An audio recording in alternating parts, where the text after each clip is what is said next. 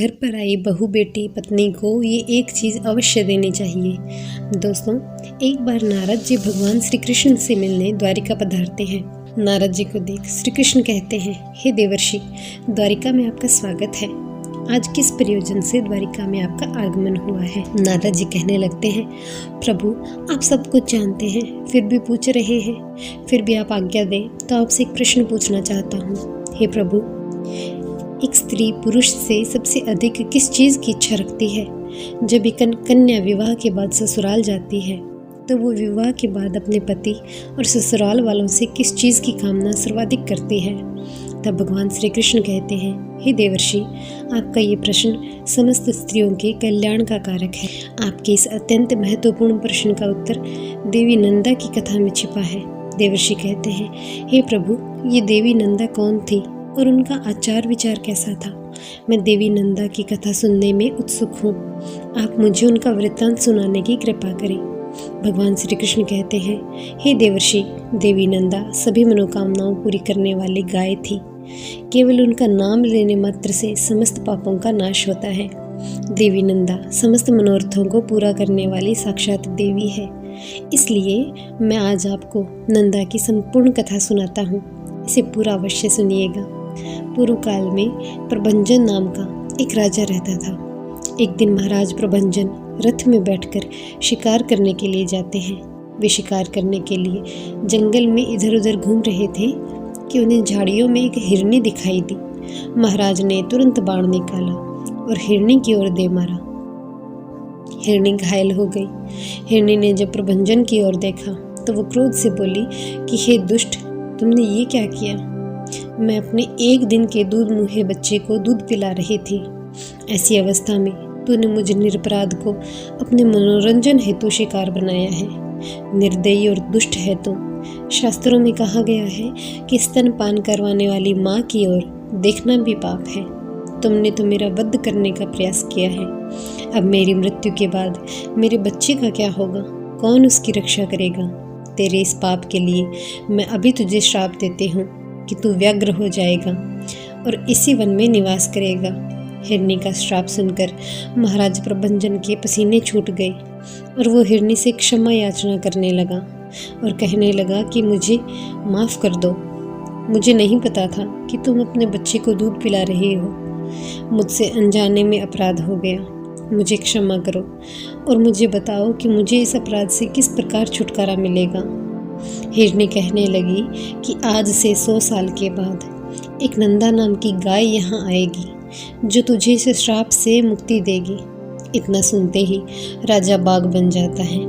उस बाघ का आकार बहुत बड़ा और भयानक था। वो उसी वन में रहने लगा और अंदर ही अंदर दुखी रहने लगा। सोचता कि बाघ के रूप में रहकर मेरे द्वारा पुण्य नहीं किया जा सकता। एकमात्र हिंसा ही है जो इस रूप में मैं कर सकूं। जब उस वन में रहते हुए महाराज प्रभंजन को 100 साल हो गए, तब उस जंगल में गायों का एक झुंड आया। गायों के झुंड में एक बहुत ही सुंदर और शांत गाय थी जिसका नाम था नंदा। वही उस झुंड के प्रधान थे और सबसे आगे वही चलती थी। एक दिन वो अपने झुंड से बिछड़कर चरते चरते उस बाघ के सामने पहुंच गई। बाघ उसे देखते ही खड़ा हो गया और उससे बोला कि आज विधाता ने तुझे मेरा ग्रास नियुक्त किया है। गाय बाघ को सामने देखकर अपने बछड़े को याद करने लगी। वो रोते हुए अपने बछड़े को याद कर रही थी। गाय को रोता हुआ देखकर बाघ बोला कि तुम रोती क्यों हो? इस संसार में सभी प्राणी अपने कर्मों का फल भोगते हैं। आज तुम खुद मेरे पास मेरा ग्रास बनकर चली आई हो। इससे जान पड़ता है कि तेरी मृत्यु आज ही लिखी है। तुम व्यर्थ ही शोक कर रही हो। नंदा बोली कि हे बाघ, मेरा अपराध क्षमा करो। मुझे पता कि तुम्हारे सामने आए प्राणी का बचना असंभव है, अतः मैं अपने जीवन के लिए शोक नहीं कर रही हूँ।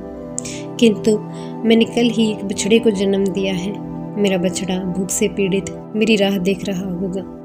उसी के कारण मुझे रोना आ गया। मुझे थोड़ी देर के लिए जाने दो। मैं अंतिम बार उसे दूध पिलाना चाहती हूँ। उसके बाद तुम मुझे खा लेना। यदि मैं वापस न आऊँ तो मुझे वही पाप लगेगा जो माता पिता का वध करने से लगता है। इस पाप के भय से मैं वापस आऊँगी। बाघ को गाय की बातों पर विश्वास हो गया और वो बोला कि मैं तुम पर विश्वास करके तुम्हें जाने देता हूँ। तुम अपने वचन को जरूर निभाना।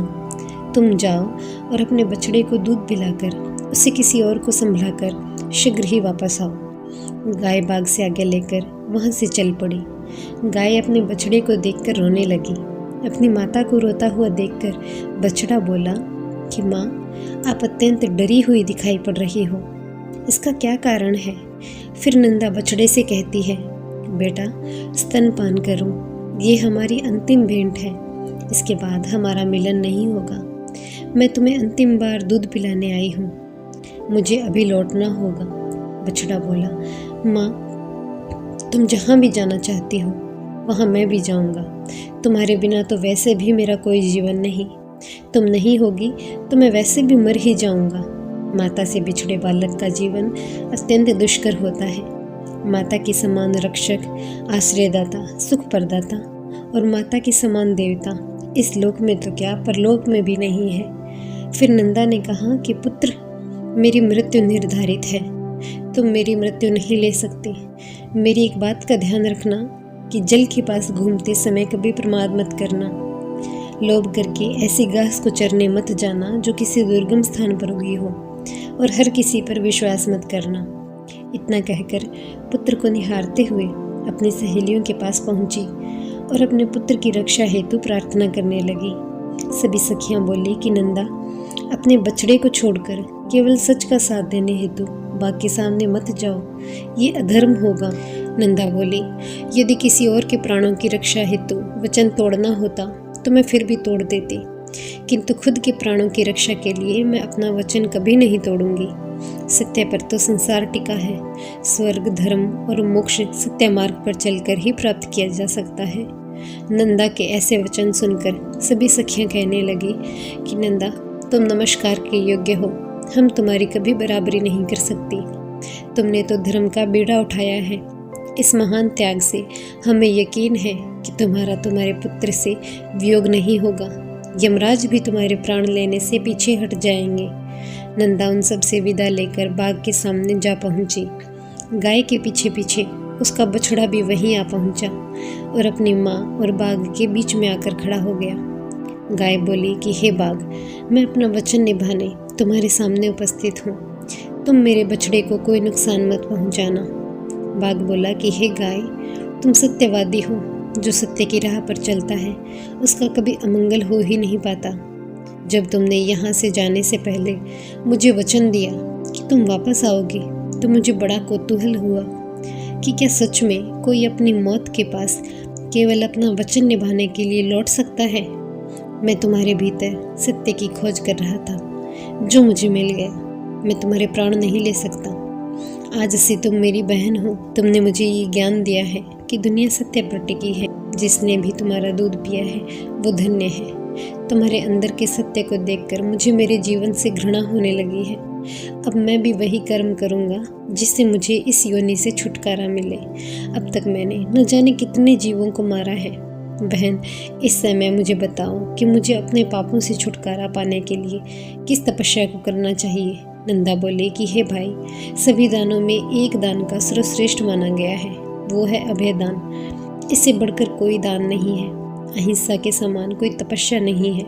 पुरुष को अपनी पत्नी की सदैव रक्षा करनी चाहिए। जो पुरुष अपनी पत्नी को अभयदान देता है वो 7 जन्मों तक उसे पत्नी के रूप में पाता है। शरण में आई हुई स्त्री को अभयदान देना चाहिए। जिस पुरुष से किसी स्त्री को भय नहीं लगता वो तीनों लोकों में कीर्ति पाता है। जो कभी किसी स्त्री के साथ हिंसा नहीं करता उसे विष्णु लोक की प्राप्ति होती है।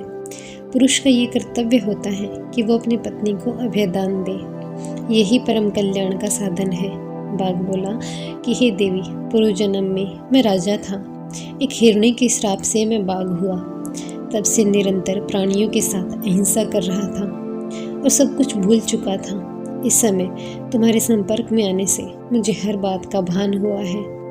तुम मुझे पहले ये बताओ कि तुम्हारा नाम क्या है। गाय बोली कि हे भाई, मेरे पति का नाम नंद और मेरा नाम नंदा है। इतना सुनते ही महाराज प्रभनंद अपने पूर्व रूप में आ गए। उसी क्षण नंदा का दर्शन करने हेतु साक्षात धर्मराज वहां पर आते हैं और नंदा से कहने लगते हैं कि हे नंदा, मैं तुम्हारे धर्म की वाणी सुनकर यहाँ आया हूँ। तुम्हारे धर्म के ज्ञान को देखकर मैं तुमसे प्रसन्न हूँ। तुम वर मांगो, तुम्हें क्या चाहिए? नंदा बोली कि हे धर्मराज, मैं अपने पुत्र सहित उत्तम स्वरूप को पा जाऊँ और इस स्थान पर जो नदी है वो मेरे नाम से जानी जाए। ये स्थान धर्म प्रदारक शुभ तीर्थ बन जाए।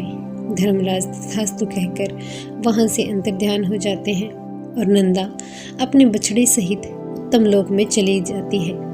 तो दोस्तों, इस कथा के माध्यम से हमें पता चलता है कि सबसे बड़ा दान अभयदान है। एक मनुष्य को सदैव अपनी माता, पत्नी, बहन को सदैव अभयदान प्रदान करना चाहिए। सभी से प्रेम करें। ये कथा आपको कैसी लगी कमेंट करके ज़रूर बताइएगा। वीडियो अच्छी लगी तो इसे लाइक एंड शेयर कीजिएगा। मिलते हैं ऐसी एक और वीडियो के साथ। तब तक के लिए राम राम।